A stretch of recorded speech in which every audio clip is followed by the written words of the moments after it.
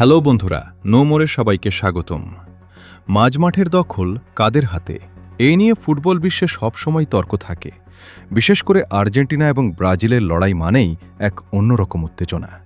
Argentine সমর্থকরা Rodrigo D পলকে সমর্থন করে, অন্যদিকে ব্রাজিলিয়ান সমর্থকরা ব্রুনো গুইমারেসকে এগিয়ে রাখে। এই ভিডিওতে আমরা আবেগকে দূরে রেখে বাস্তবতা তুলে ধরব। পরিসংখ্যানের ভিত্তিতে দেখে নেব কে এগিয়ে আছেন, আন্তর্জাতিক match, all time club performance এবং সর্বশেষ মৌসুমের পরিসংখ্যান মিলিয়ে। তো চলুন শুরু করা যাক। তো প্রথমেই আমরা দেখে নেব ডি পল ও গুইমারেসের অল টাইম ইন্টারন্যাশনাল পারফরমেন্স। আর্জেন্টিনার হয়ে ডি পল মোট ম্যাচ খেলেছে ৮৩টি ও ব্রাজিলের হয়ে গুইমারেস মোট ম্যাচ খেলেছে ৪১টি। ডি পল গোল করেছে ২টি ও গুইমারেসও গোল করেছে ২টি। গোলের হিসেবে দুজনেই সমান হলেও গুইমারেস অনেকটাই কম ম্যাচ খেলেছে। অন্যদিকে ডি পল অ্যাসিস্ট করেছে ১১টি ও গুইমারেস অ্যাসিস্ট করেছে ৪টি। তার মানে তাদের টোটাল গোল কন্ট্রিবিউশনস দাঁড়ায় ডি পলের ১৩টি ও গুইমারেসের ৬টি। আর তাদের গোলস পার গেম হিসেব করলে ডি পল ম্যাচ প্রতি গোল করেছে ০.০২ ও গুইমারেস ০.০৫। মেজর টাইটেলের দিক থেকে ডি পল বিশ্বকাপসহ ৪টি শিরোপা জিতে গুইমারেসের একটি অলিম্পিক গোল্ডের চেয়ে অনেকটাই এগিয়ে। এবার আমরা দেখে নেব তাদের all time club performance. De Paul ক্লাবের হয়ে মোট ম্যাচ খেলেছে ৫১০টি ও গুইমারেস মোট ম্যাচ খেলেছে ৩৭৫টি। ডি পল গোল করেছে ৫৯টি ও গুইমারেস গোল করেছে ৪৪টি। ডি পল ম্যাচ বেশি খেলায় গোলেও এগিয়ে আছে।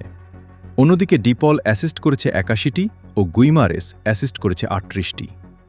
এখানেও ডি পল অনেক ব্যবধানে এগিয়ে আছে। তার মানে তাদের টোটাল গোল কন্ট্রিবিউশনস দাঁড়ায় ডি পলের ১৪০টি ও গুইমারেসের ৮২টি।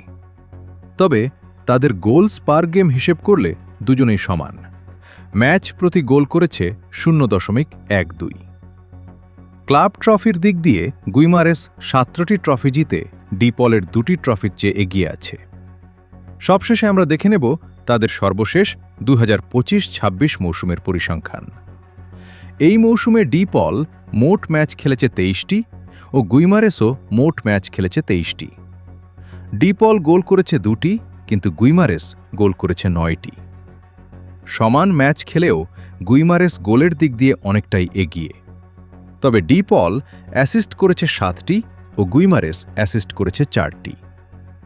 তাদের গোলস পার গেম হিসেব করলে ডি পল ম্যাচ প্রতি গোল করেছে ০.০৯ ও গুইমারেস ০.৩৯। প্রতি গোল করার জন্য ডি পলের সময় লেগেছে ৯৮৩.৫ মিনিট আর গুইমারেসের লেগেছে ২২৪.২ মিনিট। আর গোল বা অ্যাসিস্ট মিলিয়ে টোটাল কন্ট্রিবিউশনের জন্য ডি পলের সময় লেগেছে ২১৮.৫ মিনিট, যেখানে গুইমারেসের লেগেছে ১৫৫.২ মিনিট। এই মৌসুমে গুইমারেস বেশ ভালো ফর্মে আছে। তো বন্ধুরা, আপনি কাকে এগিয়ে রাখবেন, রদ্রিগো ডি পল নাকি ব্রুনো গুইমারেস? কমেন্টে জানাতে ভুলবেন না।